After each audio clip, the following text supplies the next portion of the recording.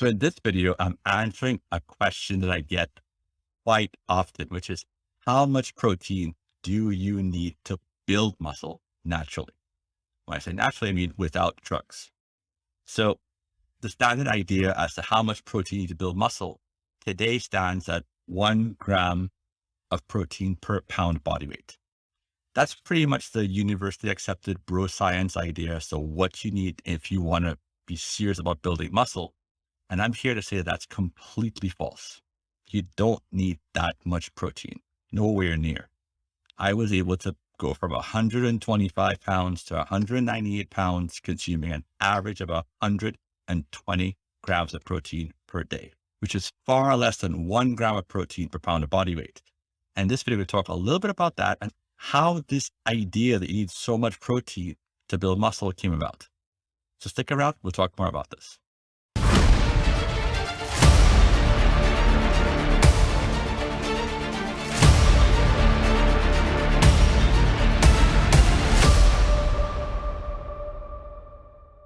So in this video, I'm talking about how much protein do you need to build muscle naturally? That's the important word there, naturally, without drugs.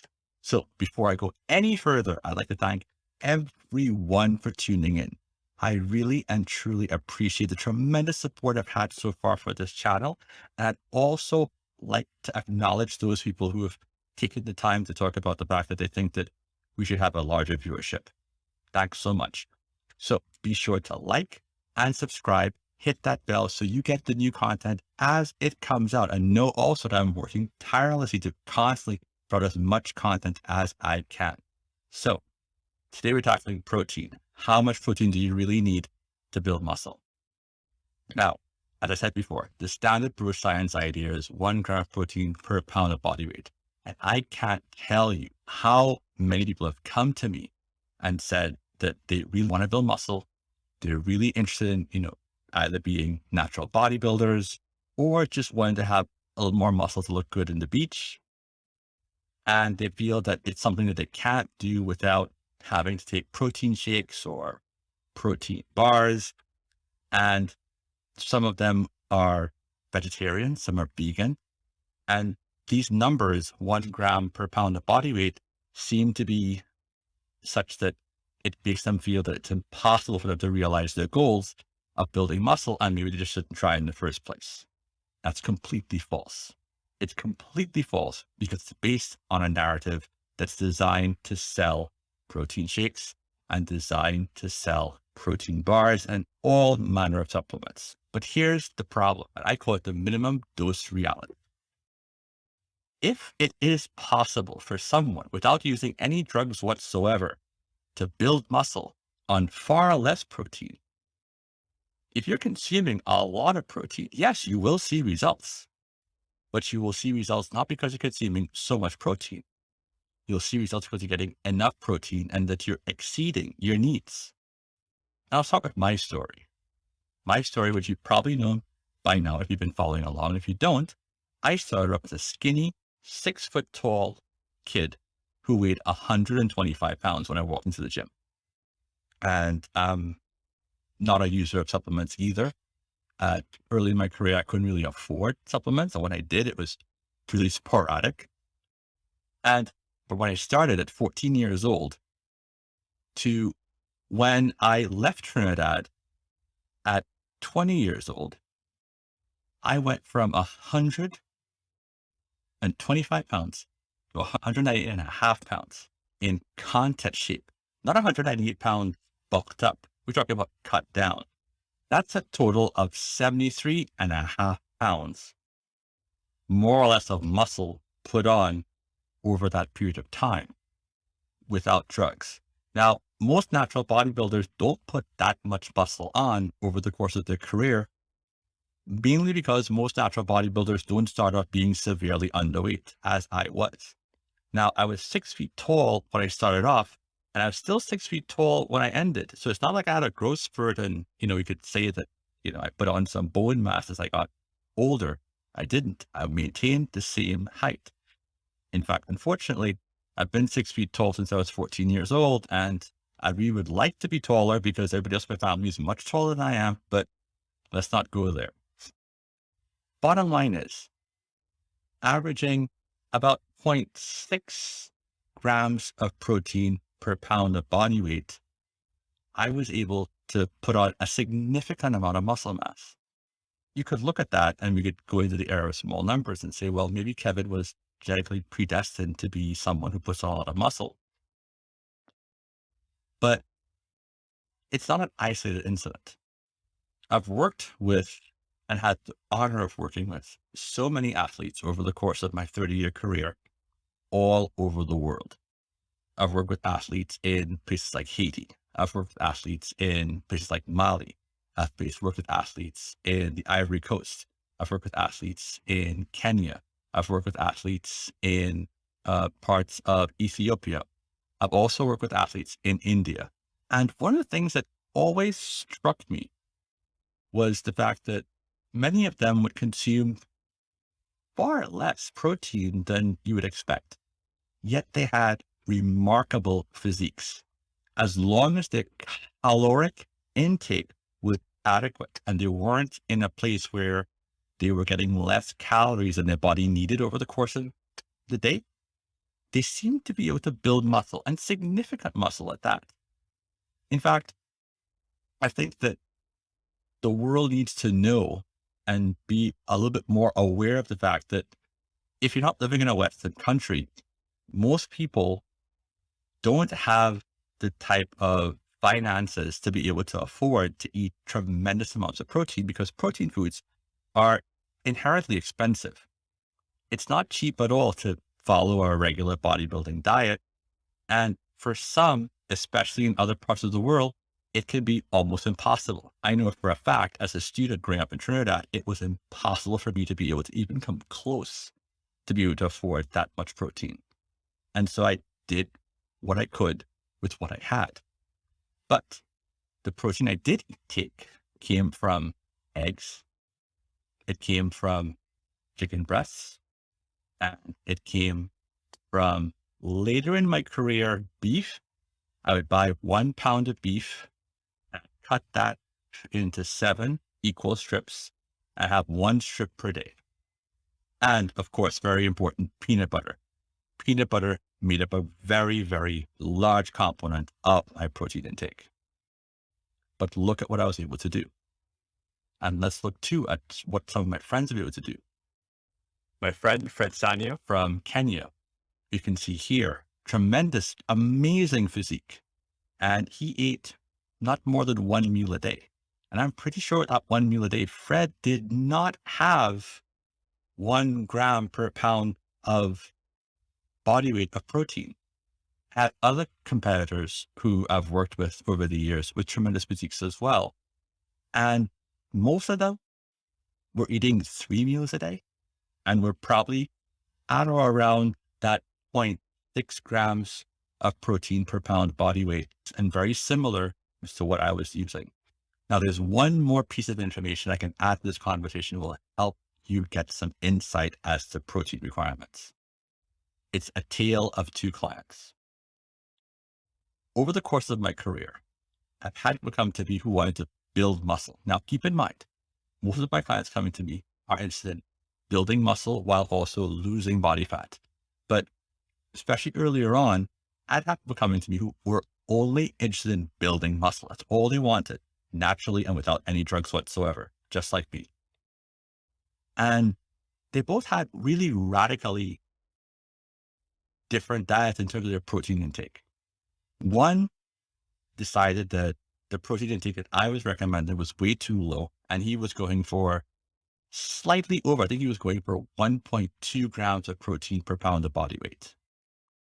And the other client I had was listening to what I was saying, and he was consuming somewhere around between 0.6 and 0.7 grams of protein per pound of body weight. Actually, probably close to 0.6 grams of protein per pound of body weight. Really close to what I was doing when I was younger. They both were equally committed in the gym. They both gave everything they had. So we have some consistency there. And you'd expect the results to be different. But over the course of, let's say, a 9-month period, both of them, the results that they got were remarkably similar. One was pretty much fine. One had to eat every 3 hours, like on a clock to get all that protein in. The other one didn't really have to be as meticulous. And they both had pretty much muscle mass size, the same results. Muscle strength wise, about the same as well. They're both the same height, which was, a good visual reference for me. And the fact that they were both training at the same time was one of those instances where it gave me an opportunity to say, hey, wait a minute, this is an opportunity to see what's going to happen. And I'll be honest, I did still think that the client I had who's consuming more protein might have had slightly better results than the one who was consuming less, even though I was the one who gave the other one that diet. I will say somewhere in the back of my head, like, maybe I'm wrong. Maybe higher protein does equal more muscle mass. That's not what happened. And so how did this idea that you needed so much protein come into fruition? It comes from some misconceptions. It comes also from, like I said before, marketing. But there's also a difference between trying to build muscle and trying to maintain muscle. You see, if you are restricting your calories and trying to minimize your body fat, you need a tremendous amount of protein in order to maximize the amount of muscle mass that you're able to retain as you cut down. Bodybuilders, natural bodybuilders, tend to eat a lot of protein, somewhere around 1 gram per pound of body weight when they're cutting down in order to maintain muscle mass, because muscle mass can be very easily lost as you restrict your calories. People see that. They say, all right, that guy's in great shape.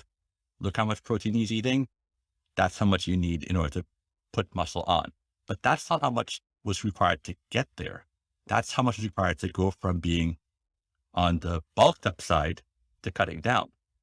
Now, I don't bulk up ever, and I'm always at the same level, so it's a little bit different.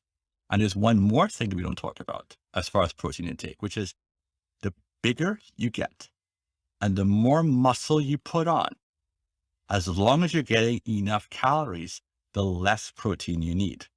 I'm going to say it again. The bigger you get and the more muscle you put on, as long as you're getting enough calories, the less protein your body needs. Because our body tries to maintain what's called equilibrium, homeostasis. It tries to stay exactly where it is at all times. So if over the years you've put on a certain amount of muscle mass, it's going to do its best to try to maintain that equilibrium of having a certain amount of muscle mass and try to be as efficient as possible with the food and the intake coming in to maintain it. So putting on muscle mass requires slightly more than maintaining muscle mass, in that I could probably eat and have eaten less than 0.6 grams of protein per day. And as long as I was getting enough calories, I didn't see any change in my muscle mass. I didn't lose any weight. Now, it's not how I eat at all, but I have done it and nothing happened. I didn't magically wilt away. I didn't magically fade away. And I think it's important we talk about this because especially those who are vegan and vegetarian who are trying to put muscle on, they tend to feel that it's impossible, because even if you're eating animal proteins, it's hard to get in a tremendous amount of protein. And if you are not, it's even more, because the sheer bulk amount of food you have to ingest to get 1 gram of protein per pound of body weight, it can be overwhelming. It is overwhelming and it's unnecessary. And if you think about it, at no point in time of our being on this planet, from when we went from walking on all fours to walking, on 2 feet, did we have access to 30 grams of protein every 3 hours? Never happened.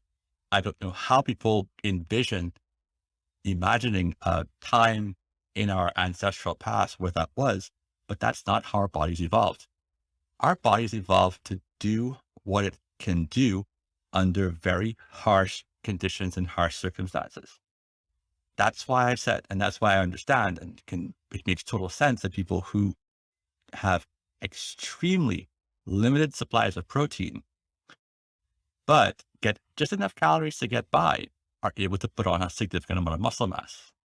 But there's one more thing I like to talk about that's not talked about as well, in that it's about how hard you train.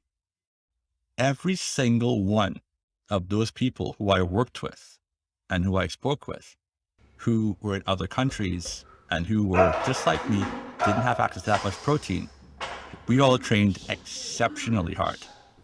Not just hard, exceptionally hard.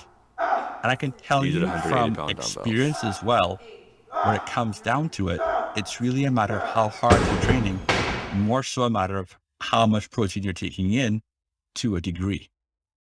We have to bear in mind as well that people who use steroids, one of the primary effects of anabolic steroids is increased protein synthesis.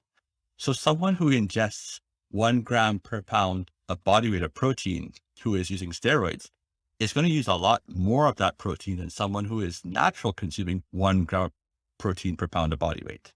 But because athletes who use drugs are the ones talking about what the standards are the ones in the magazines, are the ones who get the most coverage, you'll almost never see a natural bodybuilder.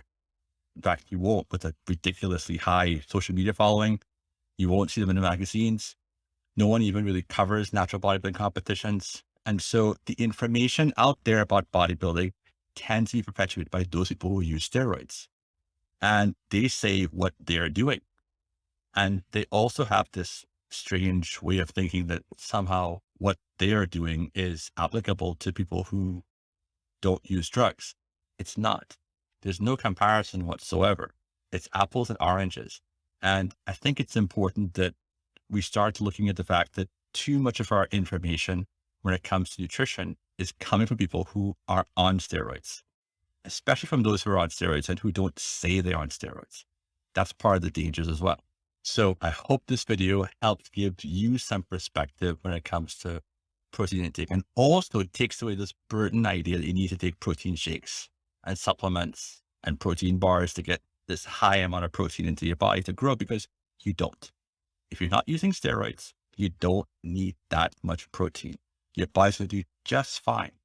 But it does take a little bit of a leap of faith. It's hard when everyone around you is doing something different. It's hard when everyone around you is saying, use more protein, use more protein, use more protein, because I've been there. But give it a try. And I'm sure you're going to be surprised by the results.